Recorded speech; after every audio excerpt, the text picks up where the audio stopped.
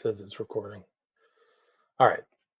Hi, this is William Ramsey. Welcome to William Ramsey Investigates. On tonight's show, I have a very special guest, a returning guest. One of my favorite guests. His name is Ken Ammi. He's written close to 30, if not over 30 books on a variety of subjects, very important, timely subjects. I think he's superb at detecting trends and things that really should be researched by anybody in these strange times. Our last interview was about post-genderism, and that one went really great. But today we're going to talk about another of his books. The title is Jesus the Messiah? A Judaism versus Judaism Debate. So it's a very interesting topic coming from Ken, and he'll probably have to spend some time defining terms so people don't get a misunderstanding about what his positions are, etc. But he does that. It's a very long book. Hopefully we'll take 2 hours to do it. This will be the first hour. But Ken, are you there?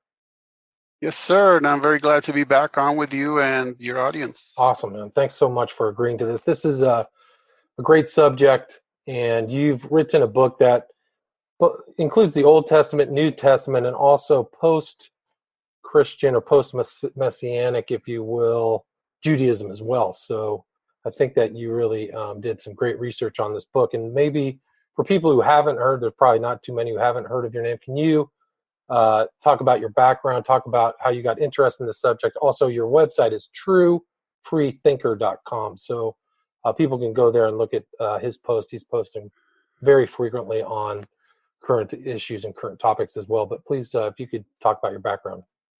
Sure. Contextually, the portion of my background that's relevant to today's topic is that I am Jewish. And ever since the age of 27, I came to accept that Jesus is the Messiah. And so this research, this book, is one that's extremely close to my heart. And it really details the research that I conducted. Really, I think some of the best books come about when an author says, hey, I want this for myself. I want to know something. And then the more we learn along the way, the more we decide we're going to write it down and share it. So that was what happened with me is, of course, it's a very long story. Like I said, it would take 27 years to get to the point. But this book, I believe I finished writing it maybe 15 years ago. Okay, so maybe I'll talk about a few things in terms of background. Okay.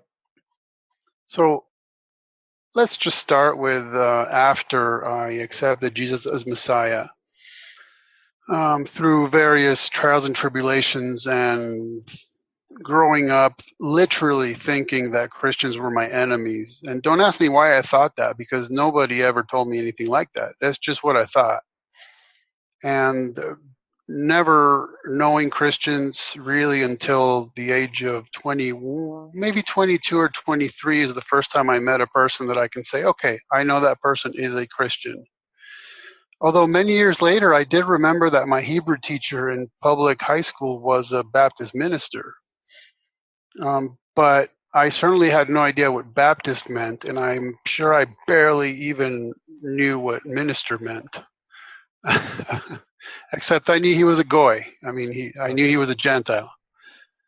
And so, well, it was a very trying process going through the stages of shock, really, when it came down to it, from denial to thinking, who are these crazy Gentile Christians thinking that they can explain the Old Testament to me? You know, it was, who do they think they are? So denial and anger, and you know how it goes. Ultimately, it was acceptance. So now, after that, I ran across a book written by Chuck Smith and Mark Eastman, and it's called Search for Messiah, The Search for Messiah.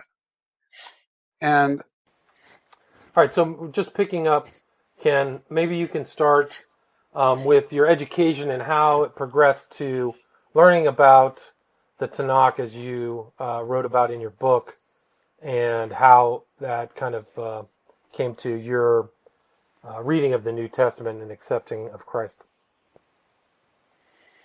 Well, one important thing is that, as far as my experience, Jewish people sit around talking about whether Jesus could really be the Messiah or not, about as much as Christians sit around talking about whether Muhammad could be the final prophet or not. In other words, it doesn't really happen. And so in my time during attending private Jewish school, or even in my 2 months that I was in Israel, I mean, I remember it coming up once that one person said one thing about Jesus, and that's it. And he just said everything Jesus taught was Jewish except turn the other cheek. That everything he taught was Jewish is expected because he's the Jewish Messiah, but that the only thing that wasn't Jewish is turn the other cheek. That's not even true. So anyhow, Gotcha. yeah, you definitely have to kind of remove yourself from your environment as a Jew to end up seriously looking into something like this. And I mean, that sounds very easy when you have the internet at your disposal. But remember, this was back in the day. Right. So pre-internet, and you said you came across a book that was very influential. Right. So I ended up considering myself, so open-minded, and I really looked into many different religions and philosophies, and eventually realized that, well, gosh, I haven't given Christians a fair hearing, which is really typical of people who call themselves open-minded. They never really come to that conclusion. But I did, so I started giving them a fair hearing, and again, I thought that they were just nuts, especially telling me what my own Jewish scriptures really meant, okay? So then to the book, it was The Search for Messiah by Chuck Smith and Mark Eastman, and it wasn't so much what they wrote in the book that got my attention, but that they quoted a tremendous amount of rabbinic literature. And I could see the quotations, but I couldn't believe it. And I could see the citations, but I couldn't believe it, because what they were demonstrating from the rabbinic literature is that we could very well, as good old-fashioned rabbinic Jews, and maybe I'll have to define the term rabbinic Jews in a minute, we could expect a Messiah that was just as Jesus is.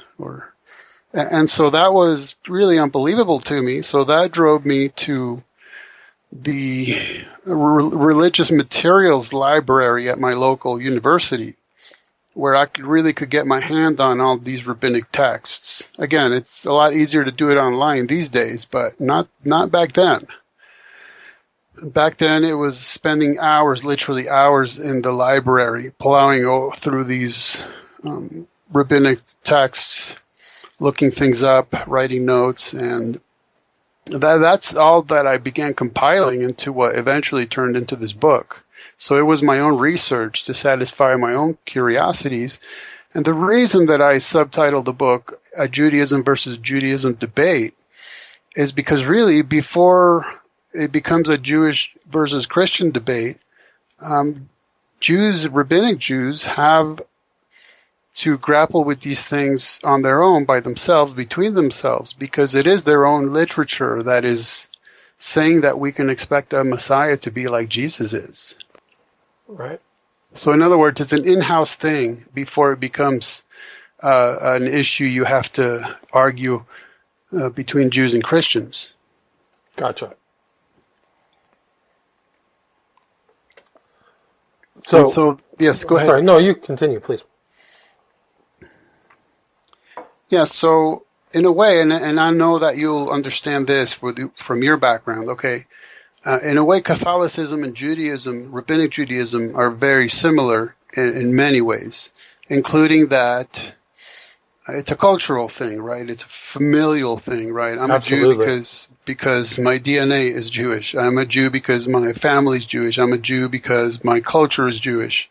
Same thing with Catholicism. Yes. Although Judaism, it really means a couple things, including a people group and also a theology. Right. But in that sense, it is very similar. right? So, Right. Well, I think I would say that there's not a lot of questioning within Catholicism, maybe similar within Judaism as far as is there another way? And you definitely, the priests and the rabbis right, may be co-equal in authority, so what I mean by that is that they're looked up to, and, those are, you don't really question them too much on their opinions. definitely. And again, in like a modern day first world country, that can be a little different because, hey, if you don't like the priest of this church, you just run off to the next one. And same with a synagogue, or what Jews sometimes call temple. But the bishops, the priests, the rabbis, they used to be community leaders. They still are in certain senses. But yeah, it's very much the same. Right. So what, as you kind of progress down this road, how did you, you came into some definitional issues because some Jewish people would, if you become a Messianic Jew, you're no longer a Jew. Right. And I have a whole chapter on that. Right. Well, so, I think it's important to clarify the terms, especially before you get into biblical proofs. Right. So I'm emphasizing the term rabbinic Judaism, because that's my background. Okay. So in other words, if you look at Judaism today, it's obviously extremely different than the religion of the Old Testament, right? Mm-hmm. Old Testament that Jews call the Tanakh. And so that's why it's important to emphasize the term rabbinic Judaism, because this is the religion that developed really out of necessity due to when the Hebrews or Israelites, right, the Jews, again, you have all these different terms, were dispersed, were removed from their land, taken to other nations. And okay, how can you still be loyal to God if you can't be at the temple for, offering your sacrifices? How can you perform all these, how can you fulfill all these laws that require you to be in the land when you are kicked out of the land? And that's part of how Rabbinic Judaism developed. And so it becomes more about the authority of the rabbis and the study of the rabbis and the laws of the rabbis. And also, it seems pretty clear to me, the influence that they picked up from Gentile pagan nations, such as being in Babylon.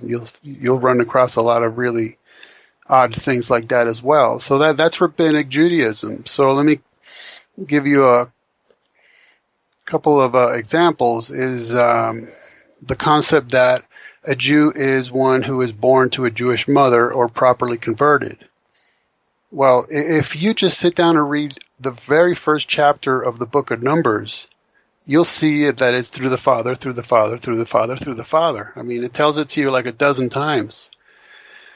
And so that's one of those ideas that is not necessarily biblical. I mean, sure, if you're born to a Jewish mother, you're Jewish, but also if you're born to a Jewish father, that's just obvious. I mean, that's just logic and genetics, right? It's logical and it's biological. Right.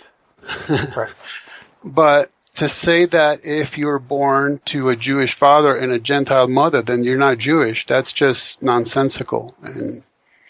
But that's a rabbinic Jewish thing. See what I mean? Right. So both parents have to be Jewish to have a Jewish child. Or this thing about how you can't eat any kind of meat with any kind of dairy. And I know when I attended private Jewish school, if we were having meat for lunch, they would unplug the candy machine because that way we couldn't get milk chocolate. Interesting. Right. Well, that's a rabbinic Jewish thing. The Bible says nothing about that. Interesting. It says do not boil a kid in its mother's milk. So that's it. It's very specific. It's do not, method of cooking, boil, type of animal, kid, relationship, its mother's, and substance, milk.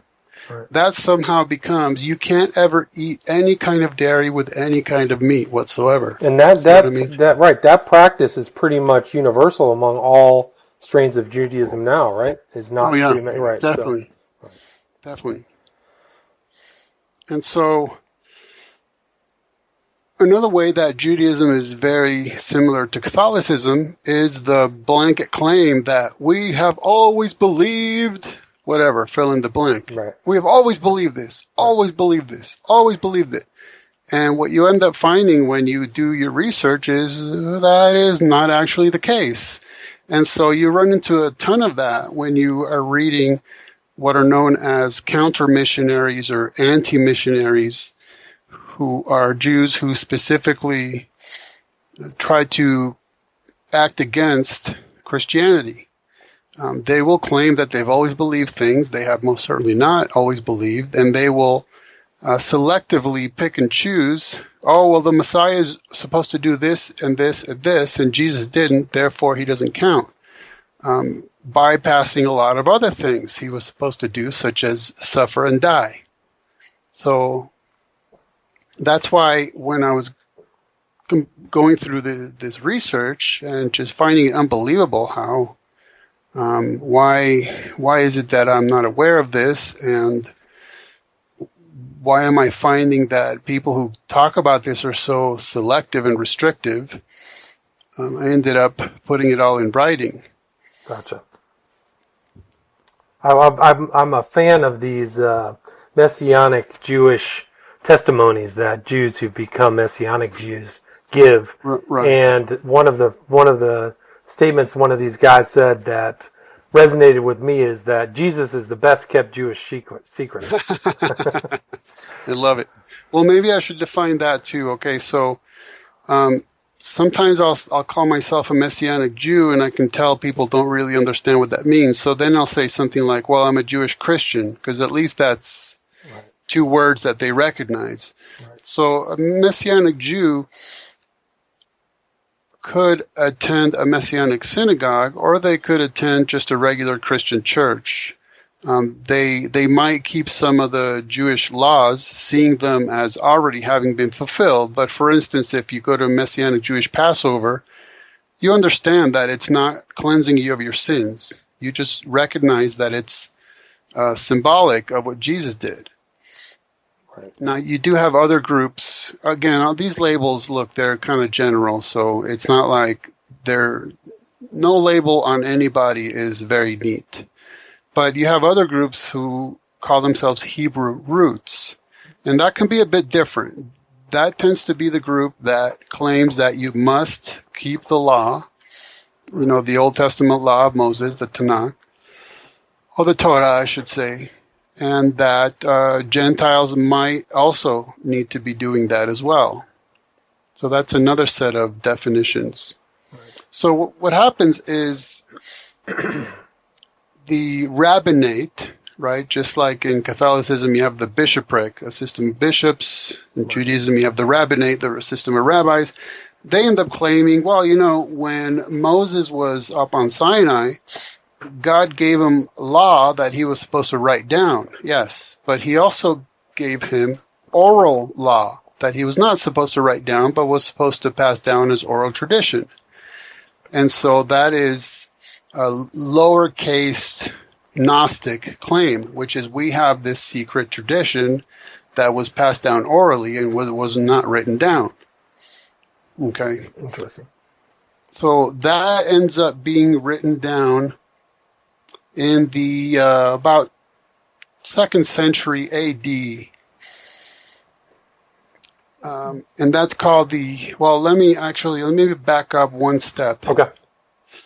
So when I ran across all this rabbinic literature that seemed very familiar as far as a Messiah being like Jesus is, I was lecturing on this once, and somebody asked me, well, but was that stuff written before Jesus or after Jesus' time? And I said, the overwhelming majority of everything that we have from rabbinic Judaism comes from after the time of Jesus. So that it comes from after the time of Jesus and it's so agreeable to a Messiah like he was is even stronger evidence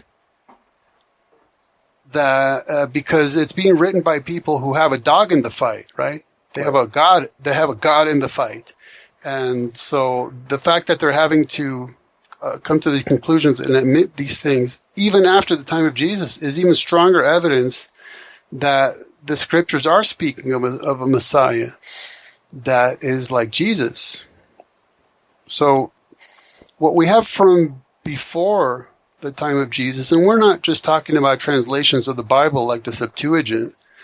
Rabbinic literature, you could say that the Targumim are those, the Targums. These are not, the reason they're considered rabbinic literature is because they're not strict translations of the Tanakh. Mm-hmm.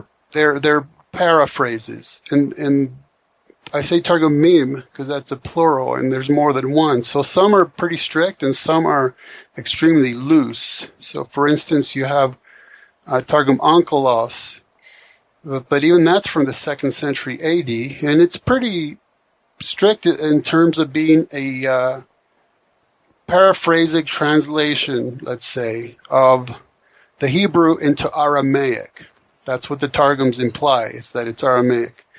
And then you go as late as the 600s AD for the Palestinian Targum, aka the Targum of Jonathan ben Uziel, aka the Targum Pseudo-Jonathan, which is extremely, it's saturated with rabbinic folklore. It's really just, you can barely call it a translation anymore. But now, as far as the oral law I mentioned, that ends up being called the Mishnah. Gotcha. Mishnah. And okay, so around 200 AD, the Mishnah ends up getting written down. And then rabbis start writing commentaries about the Mishnah, and that's called the Gemara. Okay, so at this point they have the Tanakh, they have the Old Testament, and then they're writing down the Mishnah, which they claim is as authoritative as the written Tanakh is, this oral tradition. So when they write it down, it's as authoritative as the written Tanakh. So they say. Then they comment on it. Right. Yeah. Right. Then they comment on it. That's the Gemara. Well, from roughly 400 to 600 AD, those get compiled. And when those are published, that's called the Talmudim. Okay, so you can tell I'm using the plural again because there's two Talmudim. Right, because people have heard of Talmud, they usually heard that referenced, right? But not the Talmudim. Right? No, and it's understandable because the Talmud Yerushalmi, or the Jerusalem Talmud, is not as extensive and it's not as authoritative, whereas the Talmud Bavli, or the Babylonian Talmud, that's about the size of, I don't know, maybe 10 regular Bibles. It's a tremendous work, and it's a lot more authoritative. So that's why generally when you hear about the Talmud, it's almost guaranteed that it'll be a reference to the Babylonian one. Gotcha. And then you have Midrashim, okay? A lot of times when people are talking about interpretations, you hear that it's Midrashic interpretation, or Midrash. That's what it's referring to, is various texts written around from 400 to 1200 AD. And these are more like homilies and sermons. So they contain commentary on the Tanakh, but they're also very speculative and folkloric as well. Gotcha. And so this is really, there's, and then through the years, individual rabbis have written all kinds of things because, Jews became very studious. It was essentially considered a sin to not be literate because then you couldn't study God's word. But this is the bulk of the rabbinic literature. It's a vast corpus of absolutely stuff. Are you able to read that in that version of Hebrew, or is it dated? Is it too dated? The modern Hebrew, is it comparable to what's been written? Well, all of these have been published in modern Hebrew. Everything's been updated. Okay, I didn't know that. So this is the bulk of it. And so these are the texts that I was looking at, prompted by a book by two Gentiles, two Goyim, who said, hey, look at the backing we have from Rabbinic Judaism's very own literature about the kind of Messiah that we're to expect. Gotcha. So they took a different approach. Instead of trying to prove Christ from the Old Testament, they went through the rabbinic works. In a manner of speaking, yes. What they would also do, and what a lot of Messianic Jewish and Gentile scholars have done, is to also argue from the Old Testament, but backing it up by showing, hey, this isn't just our interpretation that we invented. This has been in Rabbinic Judaism's own literature for centuries. Interesting. So, what was the title of that book again? The Search for Messiah. Search for Messiah. Gotcha. So that was really where it started for you. In terms of the scholarship, yes. Gotcha. And what type of references within this vast corpus of Rabbinic Judaism look back to the time of Christ?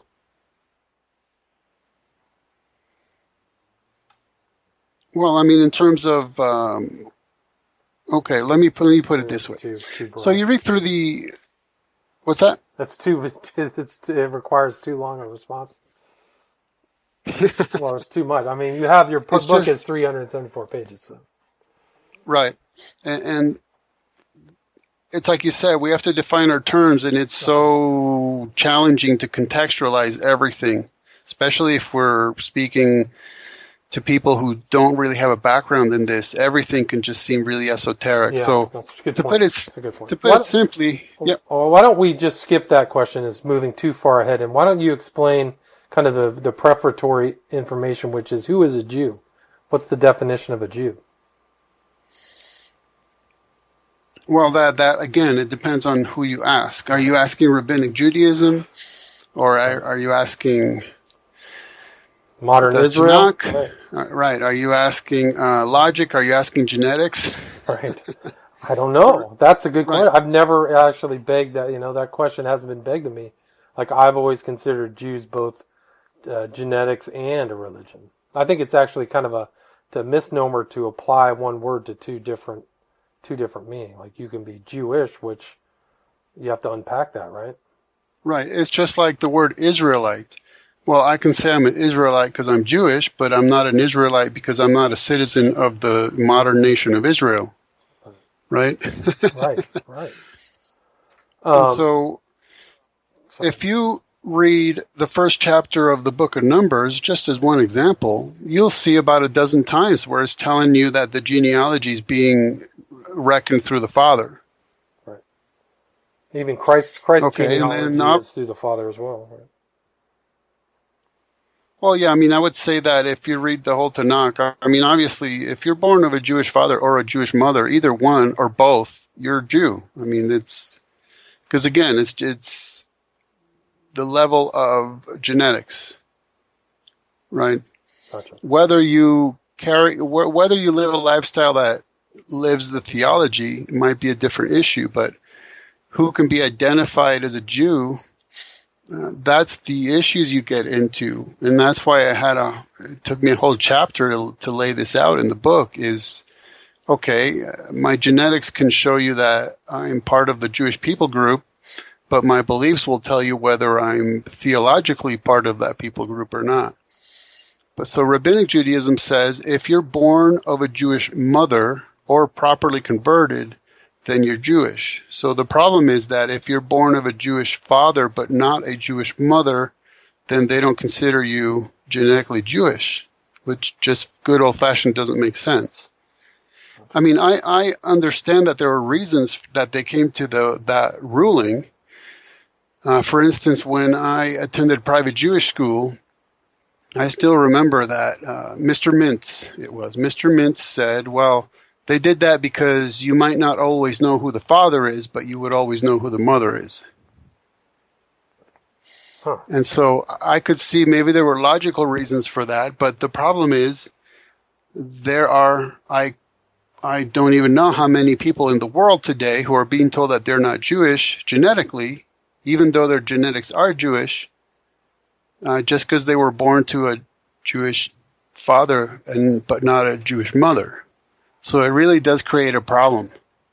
Gotcha. So then you have the issue of people who say, okay, look, genetics, schmetics, okay, it's one thing if you're genetically Jewish, but can you still be Jewish theologically if you believe Jesus is the Messiah? And one thing that I do in the book is to give you examples of how, hey, if you're an atheist, that's fine, you're still Jewish. If you're an agnostic, that's fine, you're still Jewish. If you're a liberal Jew who basically denies almost everything in the Tanakh, that's fine. If you're a Reconstructionist, that's fine. But hey, oh what? You believe Jesus is the Messiah? Well, there you go. Then you're no longer Jewish. And the way that I put it to my own dad when he asked me, "What, you going to convert now?" Actually, he didn't say that. He actually said, "¿Que te vas a convertir?"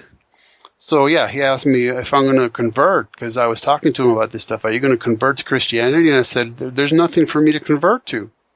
I mean, I'm a Jew who believes the Jewish Messiah came in the person of the Jewish man Jesus, as prophesied in the Jewish scriptures. And so how exactly am I converting into something different?" Yeah, good point. Well said. Yeah. Stated as the king of the Jews, right? Upon his birth. Right. I mean, I don't think Pontius Pilate put that up as a mockery at all.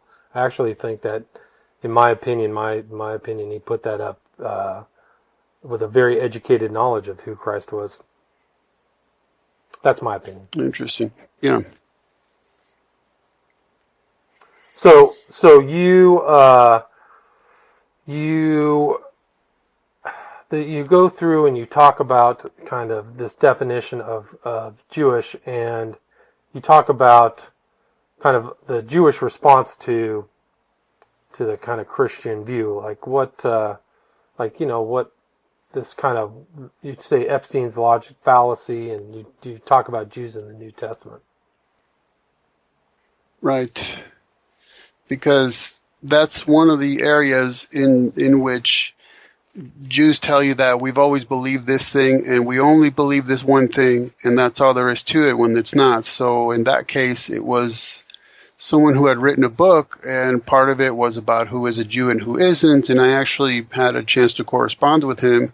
And I mean, he was talking about stuff like modern day Israeli courts and what they had decided, and I was saying, look, that's a different issue. I'm talking about who is a Jew or a Hebrew, an Israelite in God's sight, not in a modern day secular national Israeli government court. You know what I mean? And so these are some of the things that I was pointing out to him, is that it's very obvious from Rabbinic Judaism's very own laws and a lot of Jewish dictionaries and encyclopedias that you can find. They're very open about the fact that, look, if you're born Jewish, you're always Jewish. Because there's that aspect of it that you can't change your genetics. But then there's the aspect of it of, well, how far does your theology need to change before they consider you no longer Jewish? Gotcha. So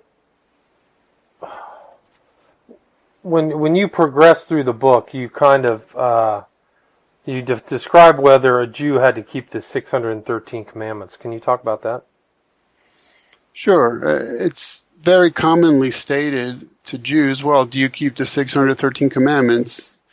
And the issue is no individual Jew ever had to do that, simply because some of those commandments were just for males, and some just for females, and some just for kings, and some just for priests. And so it ends up reducing the number of commandments any one individual Jew had to keep. Gotcha.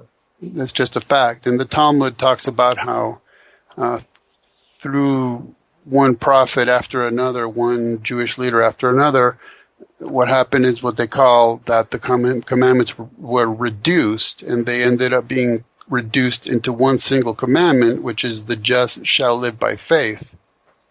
And not coincidentally, that's exactly what Paul the Apostle, a.k.a. Rabbi Saul of Tarsus, ends up saying in the New Testament. Yeah, fascinating. So that brings us to the issue of, well, Jesus came and basically says, hey, I fulfilled the law, and now I'm bringing in this new covenant, and that's just goes against the entire Tanakh. That's simply unknown that was supposed to happen. But again, that's one of those things you end up finding in rabbinic literature. No, they're extremely well aware that when the Messiah comes, he'll fulfill the commandments, and he'll have a new law. He'll have a new covenant. It's just clear as day. It's very well known to those who know. So this is through all of these oral laws and through the Talmudim that's mentioned, is that there is a new covenant?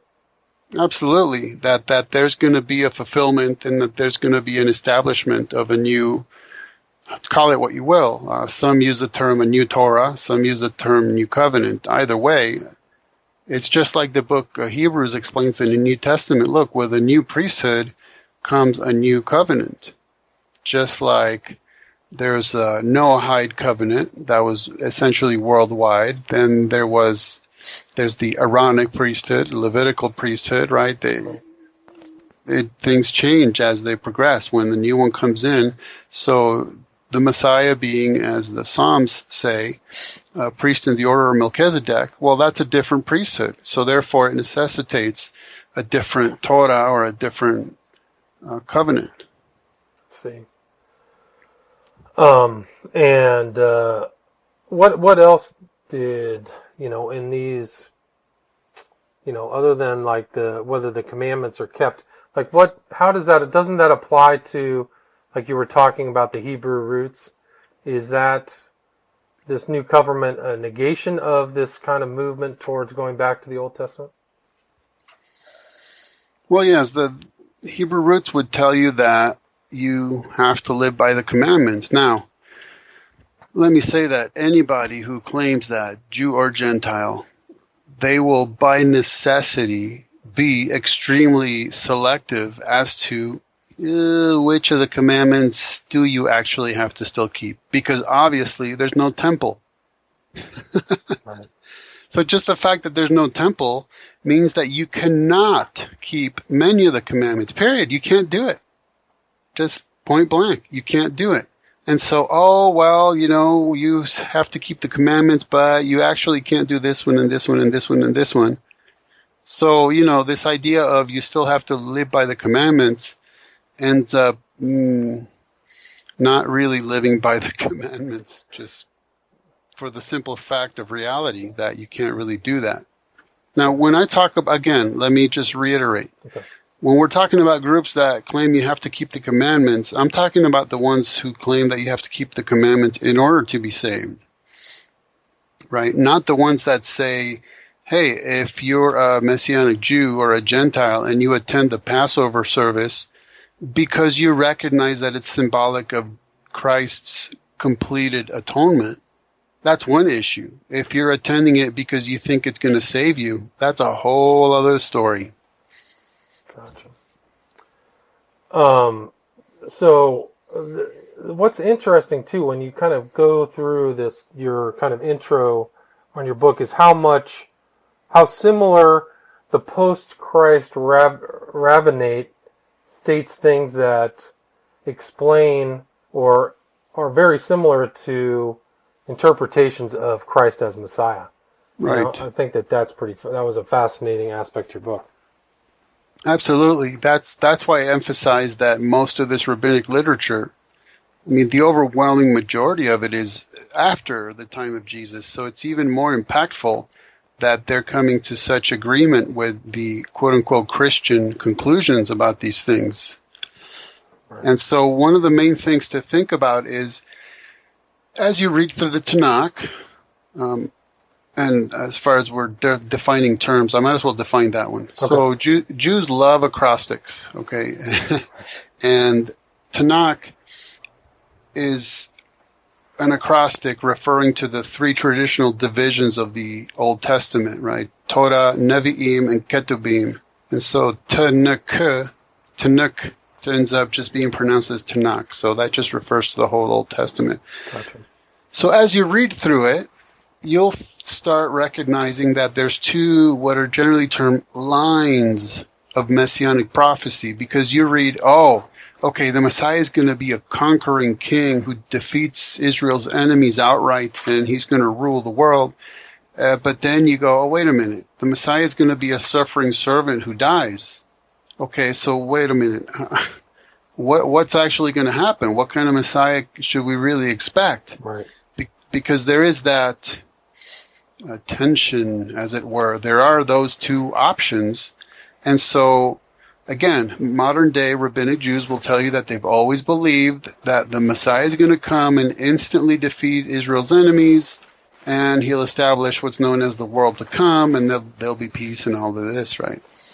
But that's not what the rabbinic literature says at all. Not even close, because they did have to grapple with those options, and those options are diametrically opposed.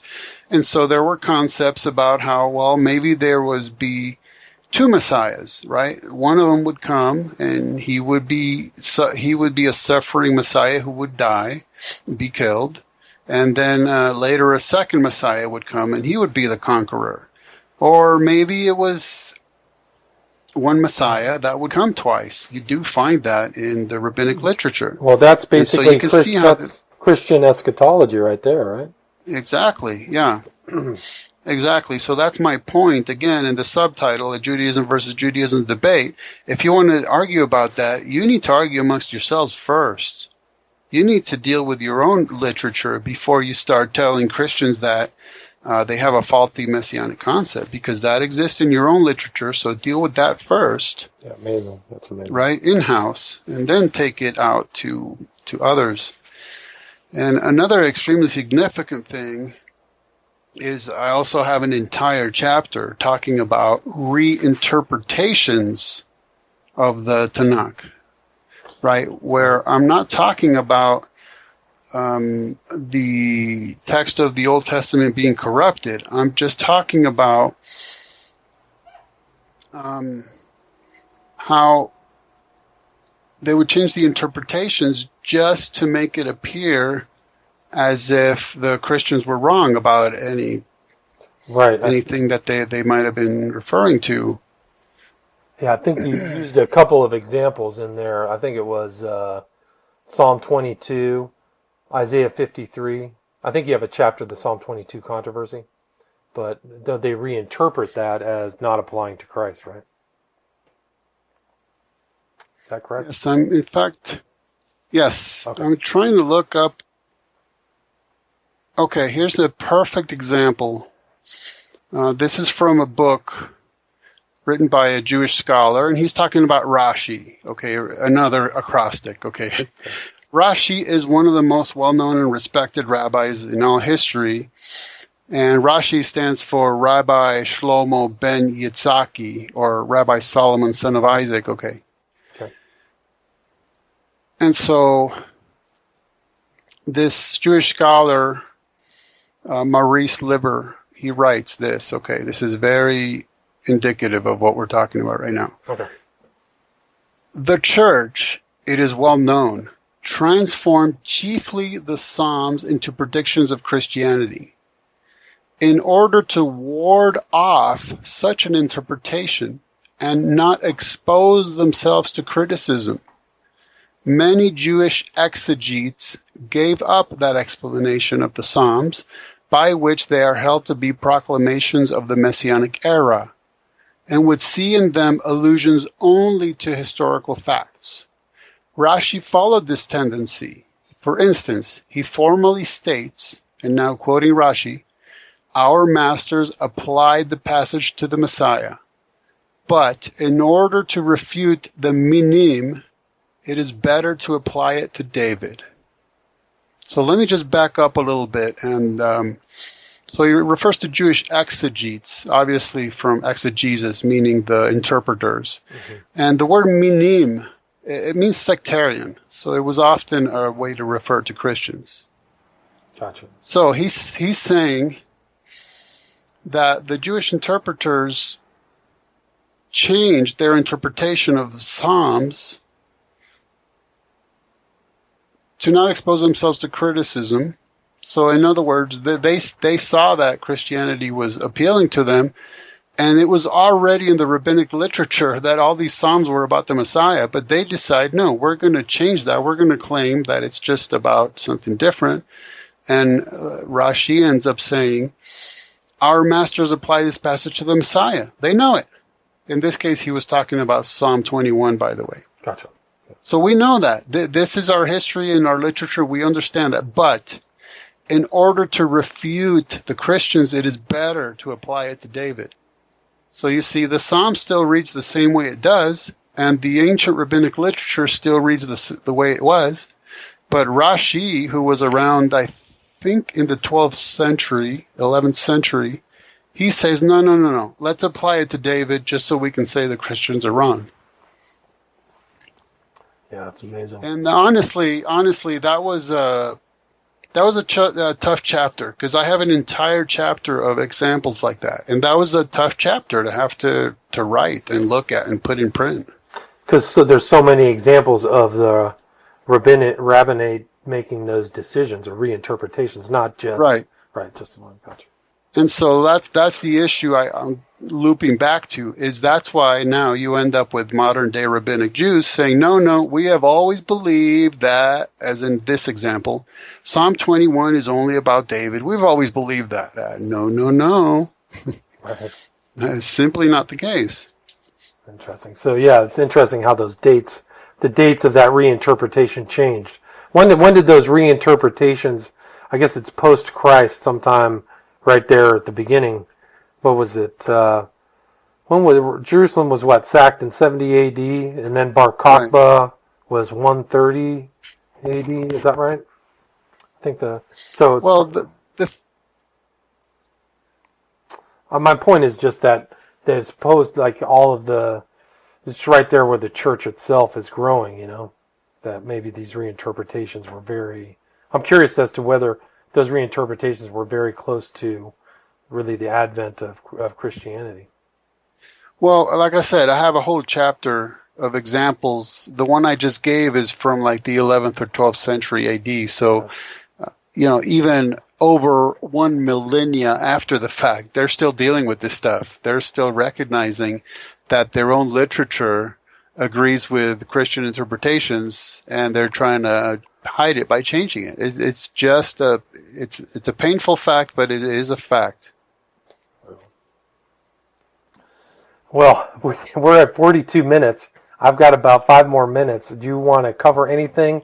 I think that the audience deserves an hour too. I feel like we haven't covered even half of the book. I mean, if you want. We should definitely do a second hour. What do you want to kind of close this first episode with? Well, how about that? In rabbinic literature, it was very well known that we could expect a suffering Messiah who gets killed. That is very plain and simple. Even in the Talmud itself, it talks about the leper Messiah. And I know some of you younger kids think that was just a Metallica song, or actually David Bowie. David Bowie also had a lyric like a leper Messiah. And I mean, I don't know if Metallica and David Bowie were reading the Talmud, but it's in there. And it talks about how the Messiah is a leper, and while the other lepers unwrap all of their wrappings on their wounds all together and then replace them all, the leper Messiah changes one wrapping at a time, because he's expecting that at any moment he's going to be called by God to fulfill his role as the Messiah, right? Because so in other words, he's a suffering Messiah who's a leper, and he's just there waiting for God to say, okay, do your job, fulfill your mission. And there's all kinds of examples like that in rabbinic literature. So in other words, a Messiah that is like Jesus, who comes and preaches and suffers and is killed and then is expected to return again, that is absolutely within the realm of good old-fashioned rabbinic Judaism. There's no way that it can be be denied legitimately. And do you think that rabbinic Judaism that's taught in certain synagogues or temple is still being taught today? That this Oh, absolutely. okay, gotcha. Oh, that is standard. That is normative. There's no question about it. I mean, if you attend a yeshiva, right, that's like a specific institute that teaches rabbinic Judaism. Most of the learning comes out of the Talmud. That's what you're studying mostly. Gotcha. And because why not? The Talmud tells you what to think about the Tanakh, right? Right. It's another thing that's very similar to Catholicism. Why would you as a Catholic read the Bible when the priest and the bishopric and the Pope are there to interpret it for you through the catechism? So Right. you need to read the catechism. Right. Now, I'll grant you, it's not like the catechism, it's not a commentary on the Old Testament, on the Bible. Neither is the Talmud strictly a commentary on the Tanakh. But the catechism and the Talmud, the Talmudim, those are what are telling you what it means to be a Jew, what it means to be a Catholic, Right. and how you should think about your theology and how you should think about your scriptures. No doubt. So those become right. No, you're right. Continue, please. I'm sorry. they become as authoritative, right? They become as authoritative as the written word of God. Well, I would Because say, you're in those systems, right? Absolutely. Well, my growing up in Catholicism, we rarely, if ever, took out the Bible and read it. Maybe a passage here and there, but the majority of references in church were this other, book that probably is the Catechism and all these other Right. things. So you would never know a lot of the stuff that's around you is not biblical from the way that you approached Scripture. There was definitely some kind of window you were seeing through. Because the point is authority, right? Why would you, again, as a Catholic, pick up the Bible and read it when it's not for you, it's for the priesthood? And so picking up the Bible and reading it as a Catholic is just causing trouble, because you're going to start asking those kinds of questions, right.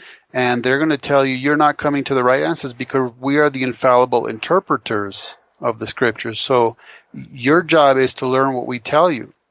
Does the rabbinate, does the modern rabbis, do they have that pretense to infallibility that the Catholics have? Well, I should say that.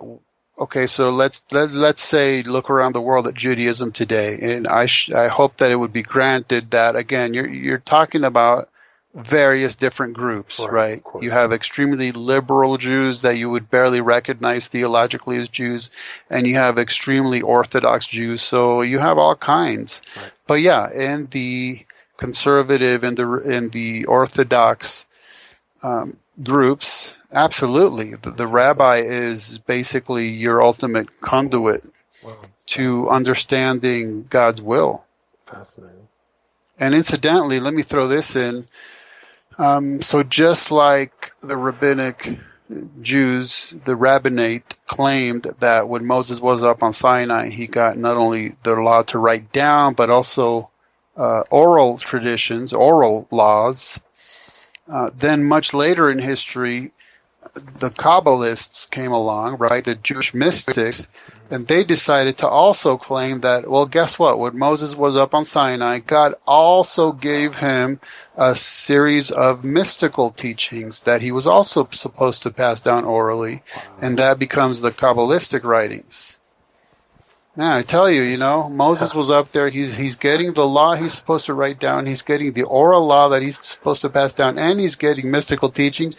No wonder his face was glowing. I mean, his head was ready to explode. Right. Well, I think that's a perfect way to end it. So we finished this first half.